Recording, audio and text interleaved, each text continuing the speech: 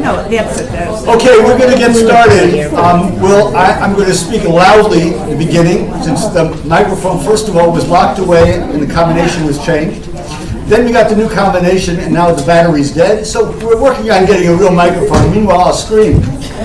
I'm Steve Resnikoff. I'm a professor of law at DePaul, and I'm director of its Center for Jewish Law and Judaic Studies. Today's program is on religious freedom throughout the world. In 1998, Congress enacted the International Religious Freedom Act of 1998, a copy of which is one of the documents included in the printed materials you received. In addition to the printed materials, we distributed to you by email digital copies of substantial sections of the Department of State's International Religious Freedom Report for 2015, which was published in August of 2016. Among other things, the Act created a position of the United States Ambassador at Large for International Religious Freedom. Do you hear me? Does this work? No. Okay. So it created a position of United States Ambassador at Large for International Religious Freedom.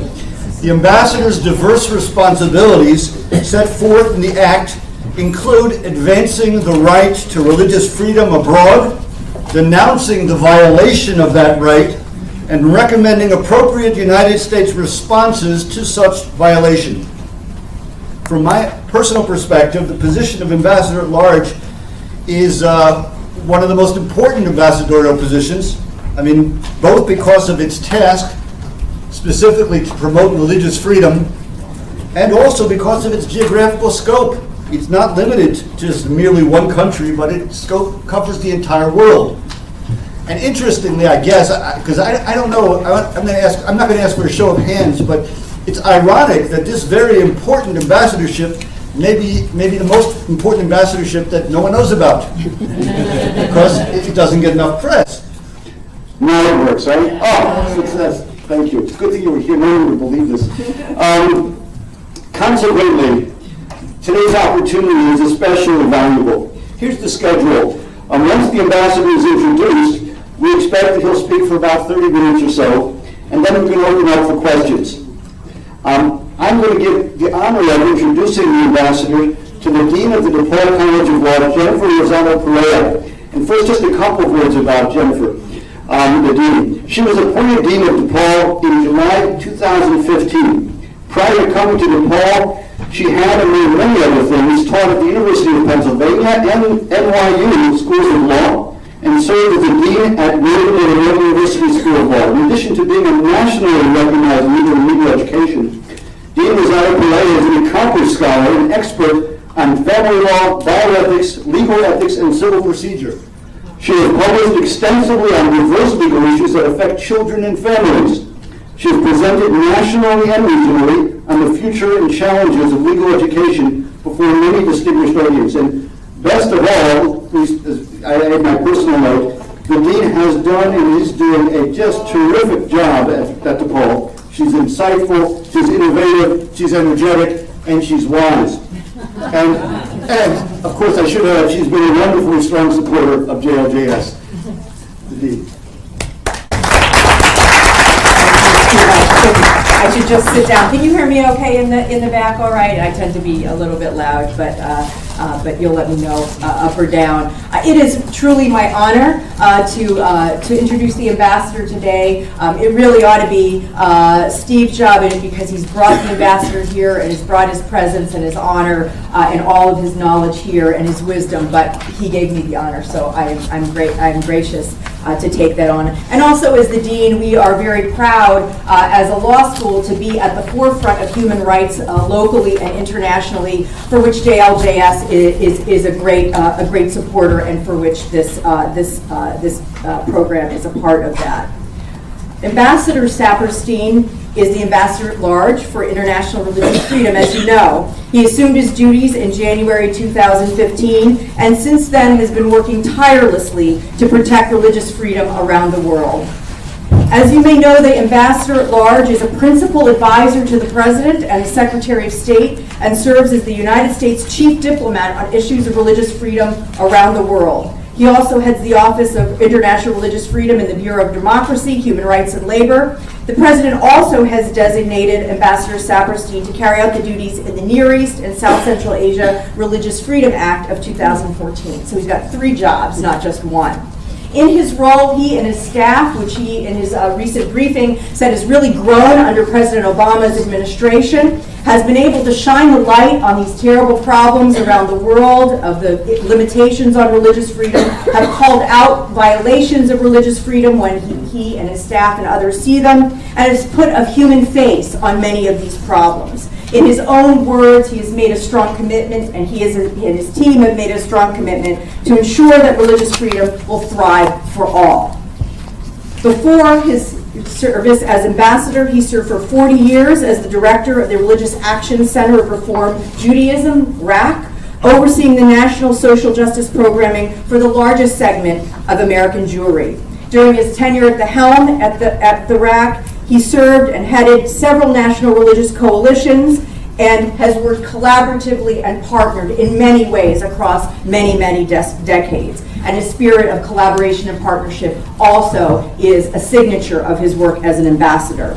And he extends his impact, and his work ripples out in his writings, in his media appearances, and even in the law school classroom, where he has taught seminars in religion and the law at Georgetown for over 35 years. So I'm very proud and honored to have Ambassador Saperstein with us today.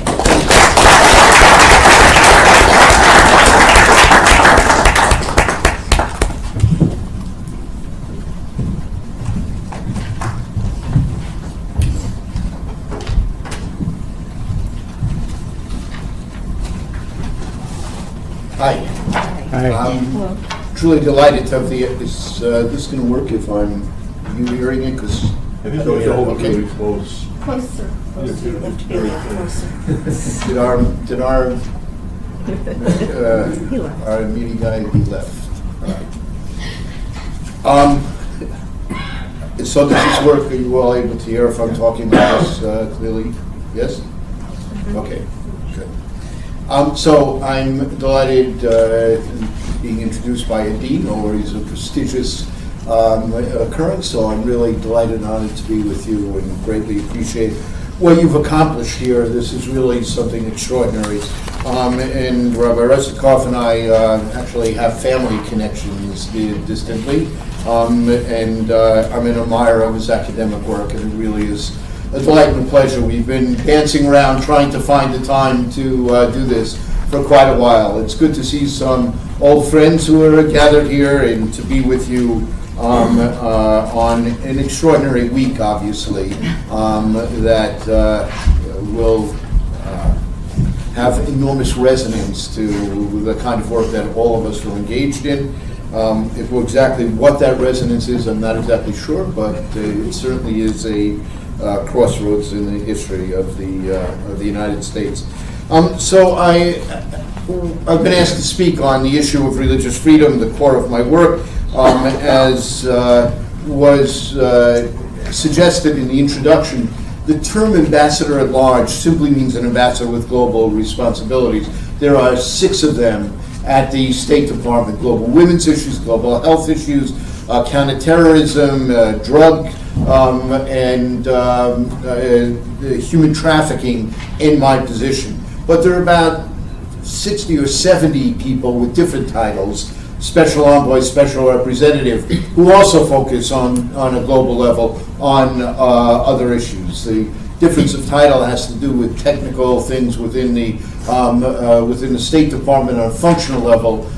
There's a wide range of issues that have special attention.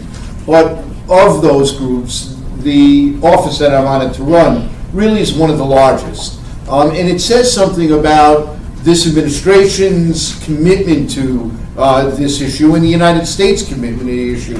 To note that in the 2 years that I've been there, 22 months I've been there, the size of my staff has doubled.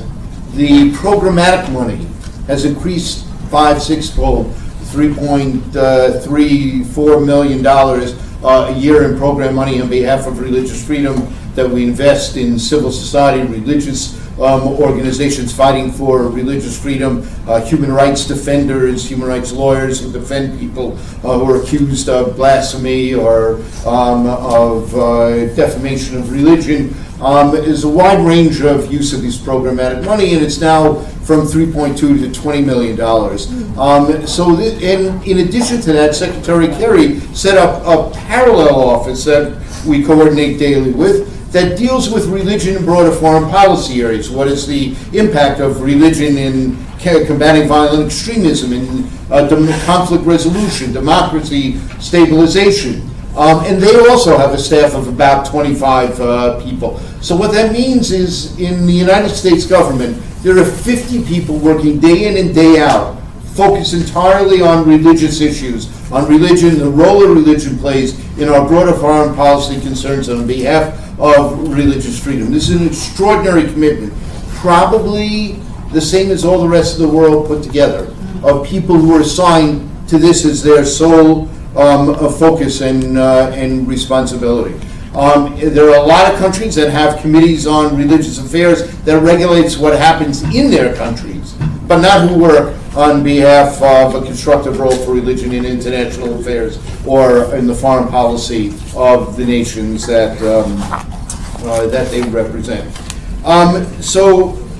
And we know that this is a serious problem. The Pew Research Arm does a survey every year on the religious landscape of the questions of religious discrimination, persecution, harassment. And it assesses that about 25% of the country have serious restrictions, either from the government or social hostilities, that restrict religious freedom. 75% of the countries don't. That's the good news. The bad news is that China, India, and Pakistan are included in the countries that do. And therefore, 75% of the world's population lives in countries that have serious restrictions on religious freedom. That's a very serious challenge in terms of the enormity of the tasks that we're presented with day in and day out in the work that we do. Now, our concern for this is based on America's long commitment to the concept of religious freedom and religious liberty. We were a country founded by people, many of whom had fled religious persecution and came to America looking for safety and the ability to live in accordance with their religious conscience without government interference, without dangers from groups that might be find their religious expression or lives threatening or offensive in some way. And we embodied in our founding document, in the Constitution of the United States, 3 prongs that not only are vital in of what they say, but taken together offer a revolutionary notion about the relationship of the individual and the state in terms of religious liberty. That is the 2 prongs that begin in the Bill of Rights that we often refer to as our first freedom, the bar on establishment of religion and the promise of free exercise of religion, but also the Article 6 restriction on any religious test for office. And taken together, they suggested a country in which, for the first time in human history, your rights as a citizen would not depend upon your religious beliefs, your religious identity, or your religious practices. That was a revolutionary notion. Never in the history of the world had there been such a notion as that. The notion of citizenship that was unconnected with one's religious identity, practices, or beliefs.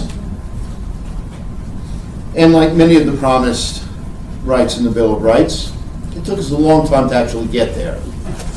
There were religious establishments into the 1830s and some of what used to be the New England colonies. The Pilgrims, when they landed, had a very different vision of the role of religion and state than became the normative vision in the United States.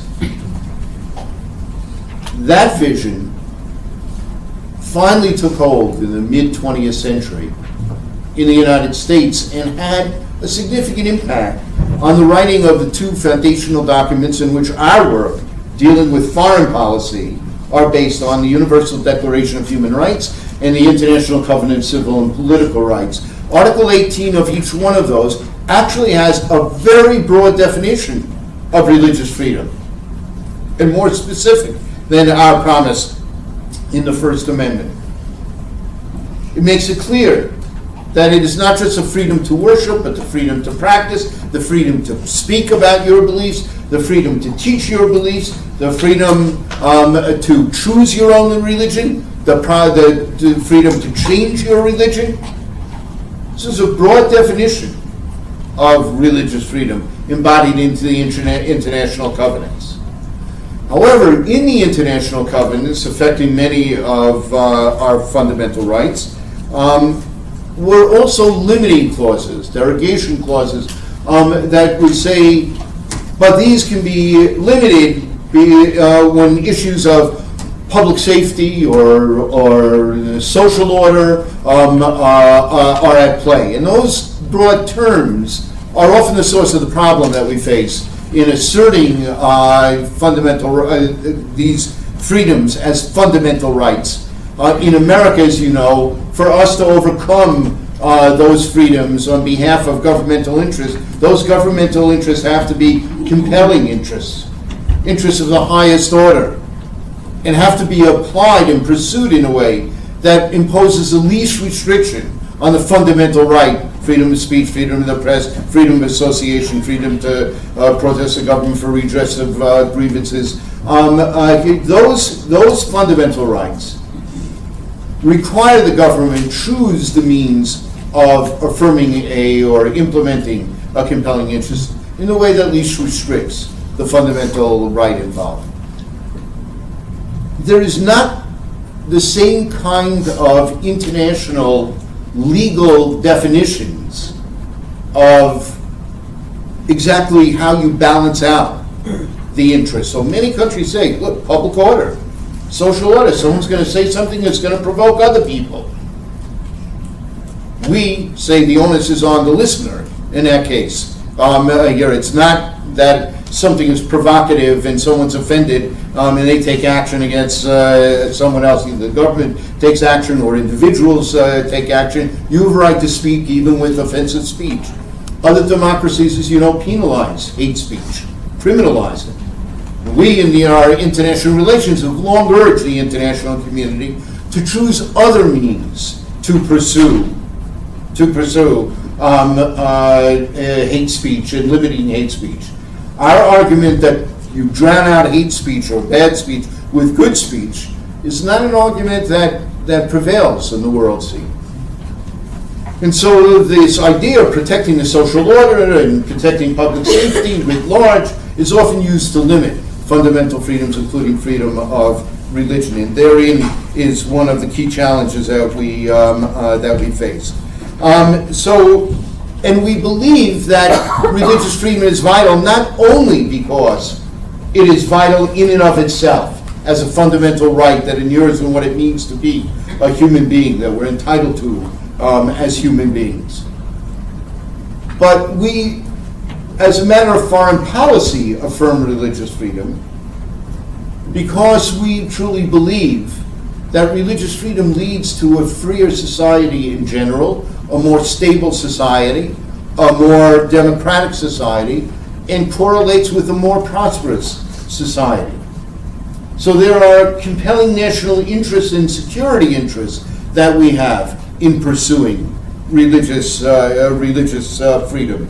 The research from other countries, from research entities and academic research and actual practical research have shown repeatedly that when groups are classified as second-class citizens because of their religious identity or their practices, when in the name of public safety or social order, the peaceful practice of religions that is found by the majority to be offensive is repressed,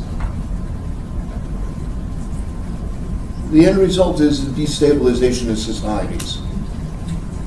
When you tell people they have to choose between living in accordance with their religious conscience and the laws of the land, even if what they're doing is a peaceful religious practice, not inciting violence, here, then you divide the country along sectarian lines. You destabilize the country. The more repressive you are, the more likely you will actually drive religious practice underground. When it's driven underground, it is less visible, less transparent. That inculcates further public suspicions or governmental suspicions about the activity, and leads to more repression. And the more frustrated and angry the practitioners of those second-class religions become, the more it creates a fertile field for extremists to come and say, you see, you're not going to be able to live out your life in accordance with your religious conscience under the law of the land. Work with us, we're going to change the system. So in a broad range of issues, this is, has a destabilizing impact. So with this background, let me turn to the work of the office that I'm honored to run, the International Religious Freedom Office. As was indicated by Rabbi Reznikov, the IRF Act, the IRF, International Religious Freedom Act of 1998, created three major entities. The first is the office I'm honored to run, the Office for Religious Freedom within the State Department. Secondly, a watchdog agency called the United States Commission on International Religious Freedom. 9-person, very prominent figures from the legal world, the religious world, civil society world, who are committed to religious freedom, who serve as a watchdog to make recommendations to the White House and the State Department how we can do the work that we do on religious freedom better. I was honored to serve as the first chair of that watchdog commission. It was an eclectic commission, Cardinal McCarrick, John Bolton, Elliot Abrams, a whole group of us together with very different political ideas, very different religious backgrounds, but working together for a common cause. And I think one of the reasons it was as impactful as it was precisely in our first report, with 52 recommendations in the end. It took us a while to get there. 50 of those recommendations were unanimous. And the other two had only a single dissenter in the recommendations. When commissions are split along party lines, it doesn't have the same kind of impact. And it set a model, I think, for how the commission has, in the main, proceeded in 17 years since the first commission report. And then the third part is the annual report that we put out every year on all 199 countries and a number of territories, assessing how they're doing in the area of religious practice, talking about governmental policies, rules, regulations, and practices, and how they restrict religious freedom, talking about social hostilities and pressures that often victimize minority religions. It's almost always, it's only now one country in the world in which the minority are oppressing the majority. Anyone know? It used to be two. Syria was an example. In other words, Syria was run by minority threads of the Muslim community here, and the Sunni majority here often felt like they were treated as second-class citizens. Here, but what's the other country? Wasn't it Iraq originally? No, Iraq. Yes, no. Actually, Iraq was another example because the majority Shia were often cut out of governance of the country under Saddam Hussein. But the existing country today is Bahrain.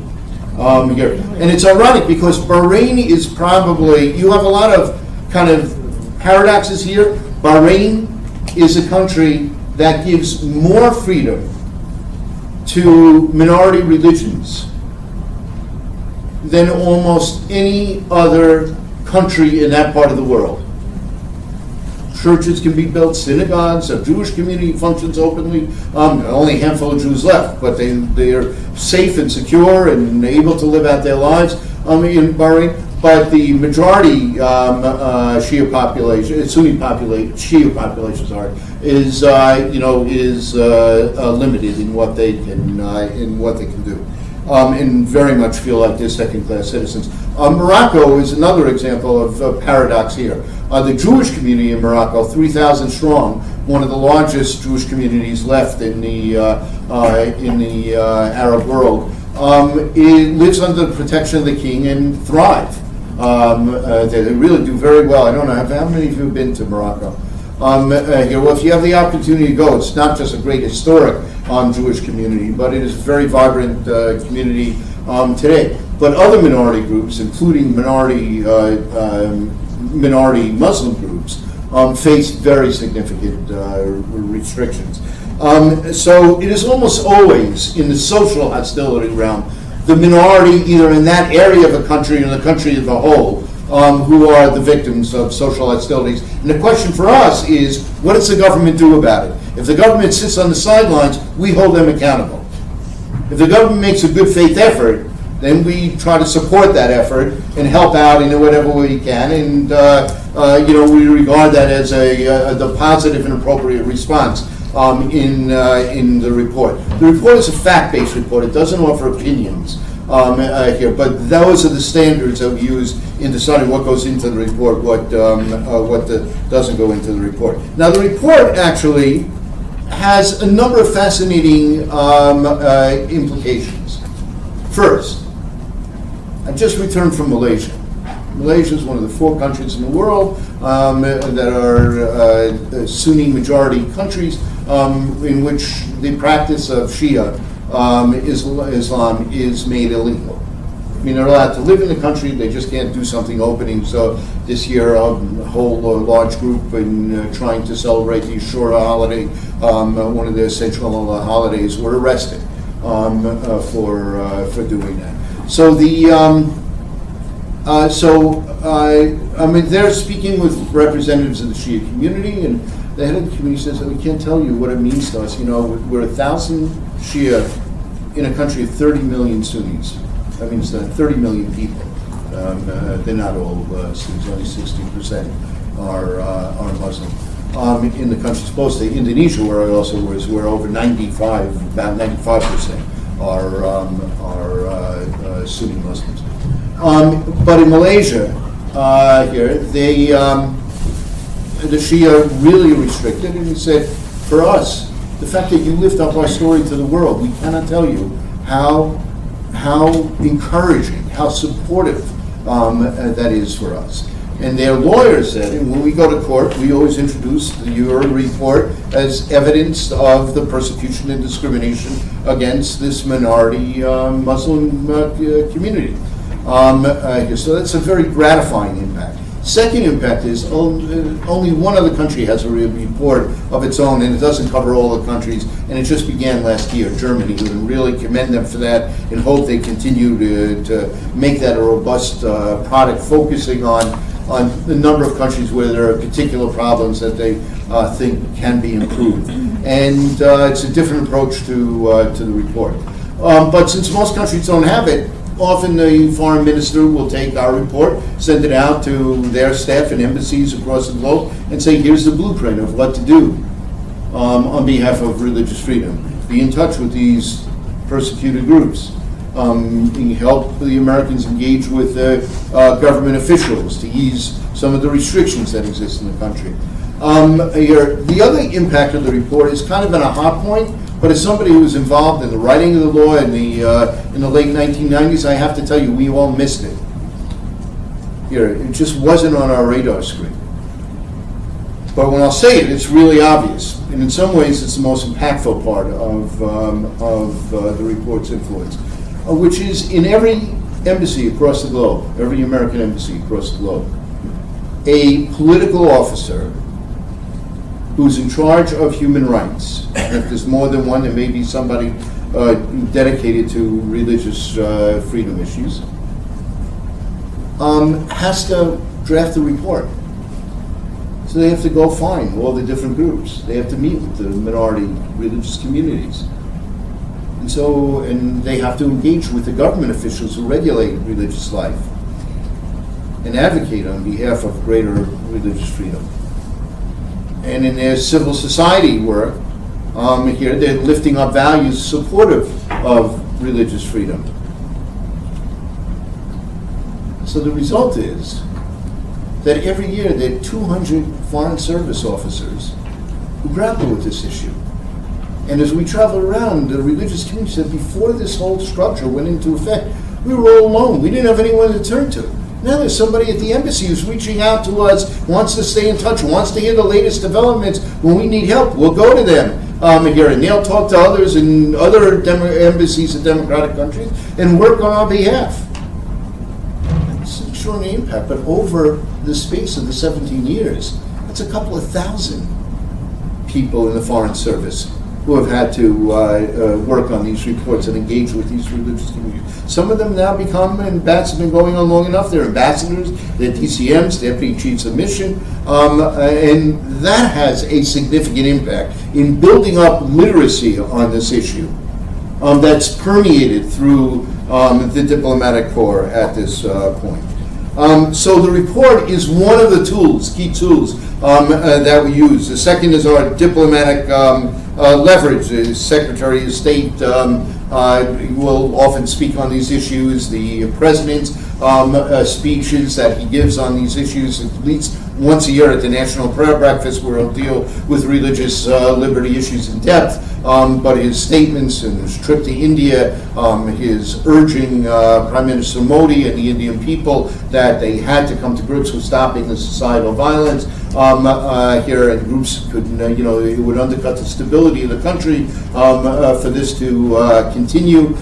It was a powerful statement. The President of the United States, his naming some of the religious prisoners of conscience often gives them protection that they wouldn't have otherwise. Same with the Secretary of State. And within the system, the Secretary can name what we call countries of particular concern, those that have egregious, systemic, ongoing violations of human rights, and there are 10 such countries designated at this point: Burma, China, North Korea, Iran, Saudi Arabia, Sudan, Eritrea, Turkmenistan, Tajikistan, Uzbekistan. I think I got them here.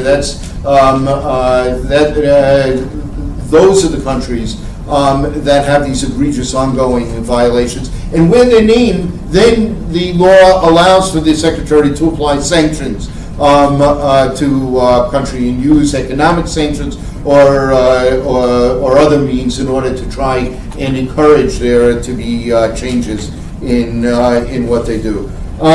Third, I talked about the programmatic work that we do. Our investment in helping build interfaith coalitions that will talk about interfaith comedy and model that for a society that will intervene at times to stop violence. Famous example, Time Magazine in 2013 named the Interfaith Platform of Central African Republic, who intervened to stop the violence between the Christian and Muslim militias that had engaged in terrible abuses on both sides, often targeting innocent civilians on the other side, and they helped bring that to an end.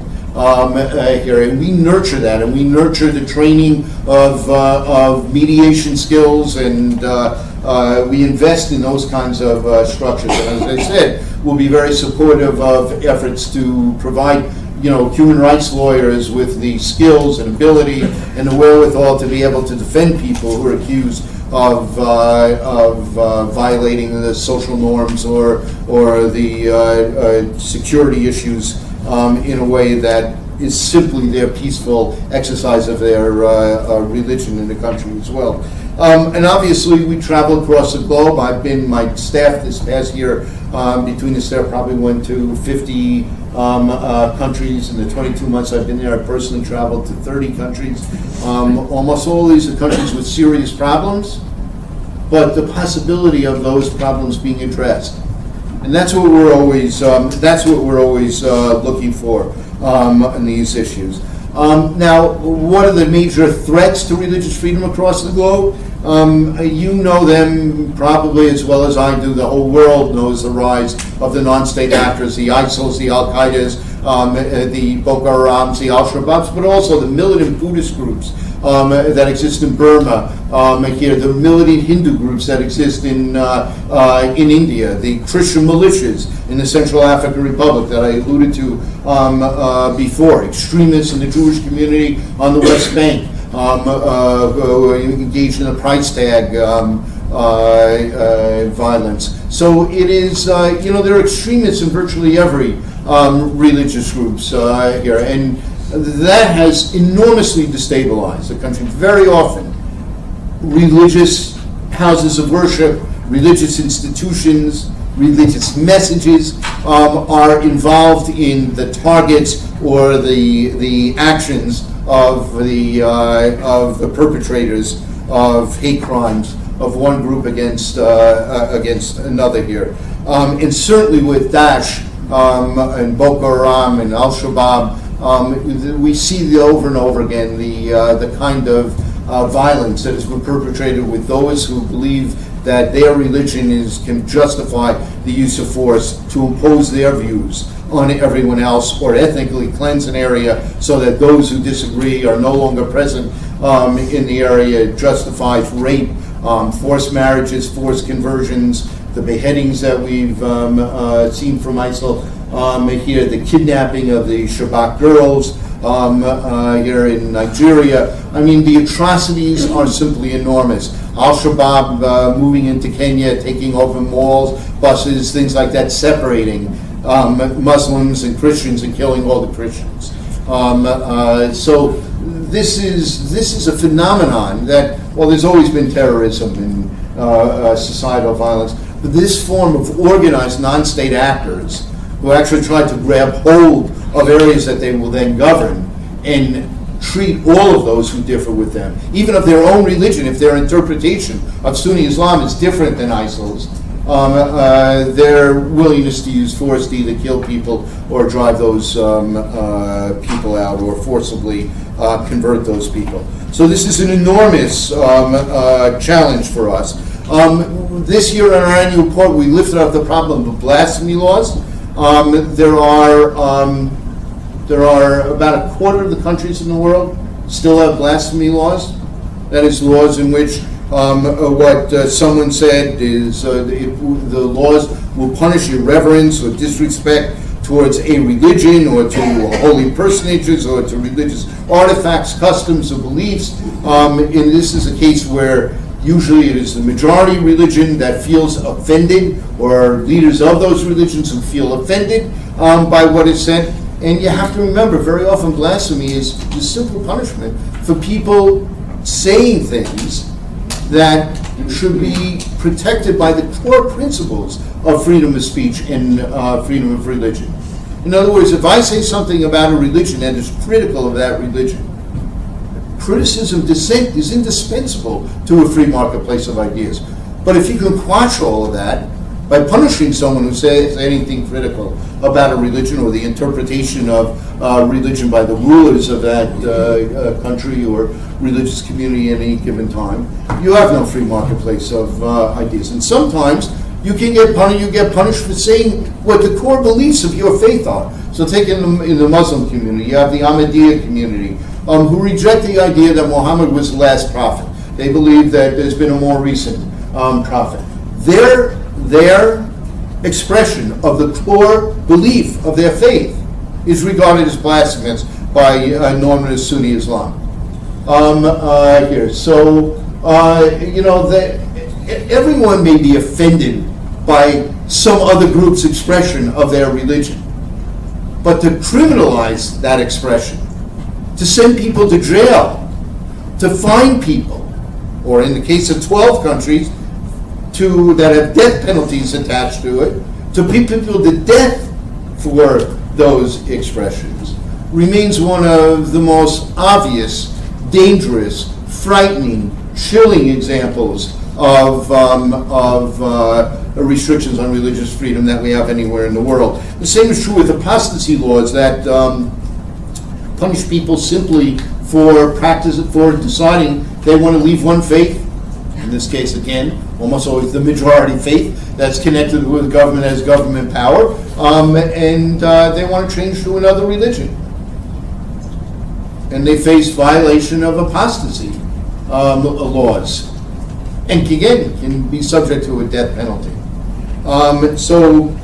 These are extraordinary violations of religious freedom.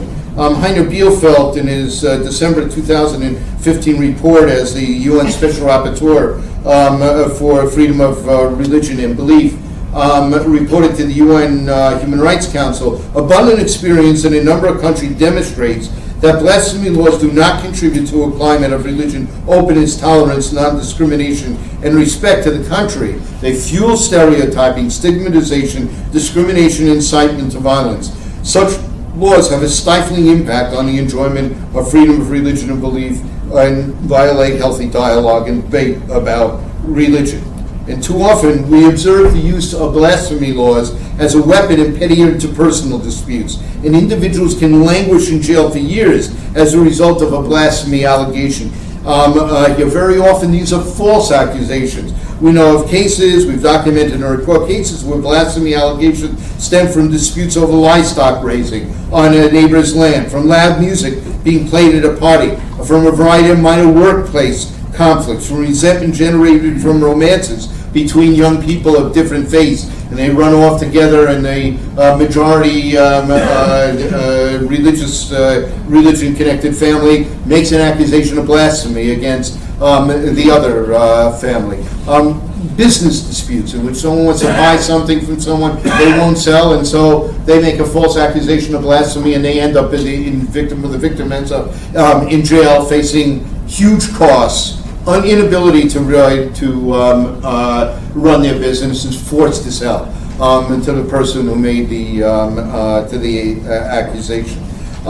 This is an enormous challenge for us. In numerous, as I said, in numerous situations, the mere accusation of blasphemy have sparked vigilante mob violence and killings, with few steps being taken afterwards to hold those responsible to account. As the world saw when a Jordanian writer just recently was murdered outside the court where he was standing trial on charges of blasphemy and inciting sectarian strife, following his posting on social media of a satirical cartoon that was regarded by many as being insulting to Islam.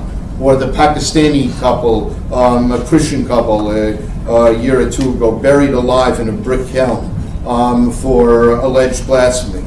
Or consider the fate of an Afghan woman named Farkunda. Farkunda, in March 2015, as she made her way home from work as a teaching assistant, stopped at the shrine, a Muslim shrine in downtown Kabul. She said her prayers and then felt compelled to do a little preaching of truth to power in a small, innocent way. She challenged the caretaker of the shrine, a man by the name of Sadun, about the selling of charms at the shrine, which Farkunda considered to be un-Islamic and representative of superstitious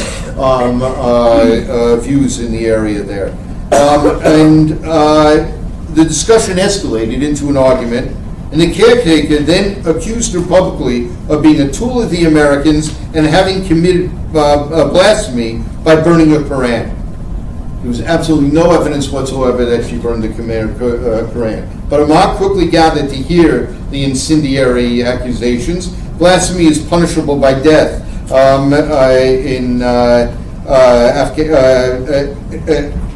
under some interpretations of Sharia law. Afghanistan actually doesn't have a blasphemy law, but it says that law has to work in accordance with Sharia, and under that, the effect of blasphemy is often punishable there. And although so Farkunda denied the accusation, trying to defend herself from the increasingly agitated mob, and before long, a member of the crowd urged the mob to take justice into its own hand and kill her. Some of the police then tried to intervene, but the crowd pushed them aside and began to beat Farkunda, to pull at her clothing. The police officers gave up and watched mutely the entire time, standing on the sidelines as the crowd tormented and eventually killed its victim. She was beaten with sticks and boards, kicked, run over by a car, thrown into a dry fire bed, stoned, finally set on fire as bystanders recorded the crime, and police watched every act of barbarity. Farkhunda died in torment and pain at some point during the attack, according to the medical examiners,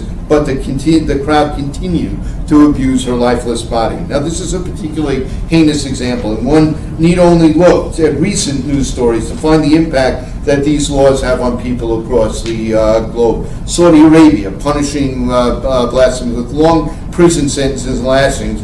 Famously, in January 2015, the authorities publicly lashed Raif Badawi 50 times in accordance with the sentence of 1,000 lashes for violating Islamic values, violating Sharia, committing blasphemy, and mocking religious symbols on the internet. A number of other poets, bloggers, activists continue to be charged and imprisoned under these restrictive laws. In Nigeria, in 2015, a Sharia court in Kano sentenced 9 members of a Muslim sect to death for blasphemy for allegedly elevating the group's founder above the Prophet Muhammad. In Pakistan, the government continues to enforce blasphemy laws for which the punishment can be the death penalty, including defiling the Prophet Muhammad. More than 40 people remain on death row for blasphemy in Pakistan. And while a majority of those charged with blasphemy in Pakistan are Muslim, a disproportionate number are members of religious minorities. Christians as well as Muslims were arrested on charge of blasphemy last year. A 16-year-old Christian boy was arrested after he liked an allegedly blasphemous Facebook post. That's all he did. He liked the Facebook post. He had to be rushed out of his hearing at a local court when an angry mob appeared and called for his death, a frequent occurrence. We remain concerned about the constant targeting of the Ahmadiyya Muslim communities for both blasphemy and specific anti-Ahmadi laws that they have. There are sometimes that extraordinary good things happen. There was an incident a year and a half ago of a mob that was accused a Christian couple of blasphemy, and 3 prominent Muslim leaders physically heard about it, left the mosque they were at, set themselves between the mob and the Christian couple, and talked the mob down and dispersed the mob. We have a number of reports from civil society of those kinds of actions taking place as well. Iran continues to exercise prisoners of conscience for their beliefs. And this isn't relegated just to other areas of the world. In Europe, a number of countries still have blasphemy laws. In February 2015, an avowed atheist was fined in Munster City, Germany, for displaying bumper stickers that challenge Catholic beliefs, fined under blasphemy laws. And in case you're wondering how this could happen, let me just simply point out that there are 6 states in the United States that have blasphemy laws. And when I go to other countries, we don't know about those laws. But when I go to other countries and I speak to the government officials, one of the first responses I'll always get is, wait a minute, you have 6 states that have blasphemy laws. Fortunately, Illinois is not one of them. Here, let me see if I remember. It is Massachusetts, Pennsylvania, Michigan, Wyoming, Oklahoma, and South Carolina. Still all have blasphemy laws. Now, in the 1950s, the Supreme Court acted in a case to say that they are not executable, those laws. And for obvious reasons, it would violate a whole range of constitutional protections. But the fact that we still have them is used to say, we're not doing anything differently than you're doing. And I really, we worked hard. Iceland last year annulled its 78-year-old blasphemy law. And we urge countries that don't enforce these laws to take them off the books. And perhaps I can, so long as I'm the ambassador, I can't work on domestic issues. I think when I'm done, one of the lessons is I'm going to turn my attention to seeing what can be done to put together coalitions to end those laws. So these are the range of some of the issues that we face. Look, the fact is, all across the world, people go to jail. People are tortured in jail. People are attacked by mobs who don't like their religion or are frightened by their religion. Government rules and regulations are used in a way to restrict religious freedom. Think about China. Tibetan Buddhists and Uyghur Muslims, the Falun Gong, but every group in China faces severe restrictions in their religious freedom.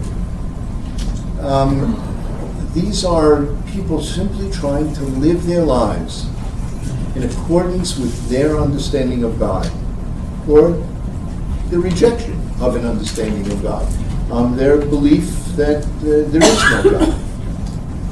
And the fact that they can be punished for their core beliefs is irreconcilable with the underlying constructs of the ICCPR and the Universal Declaration of Human Rights. So we're working day in and day out to get religious prisoners out of jail, to get human rights lawyers empowered to defend these people, to work with governments and engage with governments, to both ourselves and with international coalitions that we've helped build, an international contact group with 30 countries committed to religious freedom from all over the world. They come, different majority populations religiously, all working together on behalf of religious freedom. There's 60 countries that have parliamentary caucuses on behalf of religious freedom and have joined in the international parliamentary platform for religious freedom that several of us have put together over the last few years. There's more and more robust action on this issue at a time that it is increasingly needed. A little encouraging news under the Pew study that for the first time last year there was a turn down in the number of countries that had serious problems, and it is a bit encouraging. We're doing everything possible, country by country, to make things better for those religious communities so that people can live freely in accordance with their conscience. We are founded on that value. It is a value that represents American values and America's interest, and I'm proud of the fact that our government, with bipartisan support, which is all too rare today, is so committed on this issue. And I hope every year, year by year, we will continue to make improvements. Thank you very much.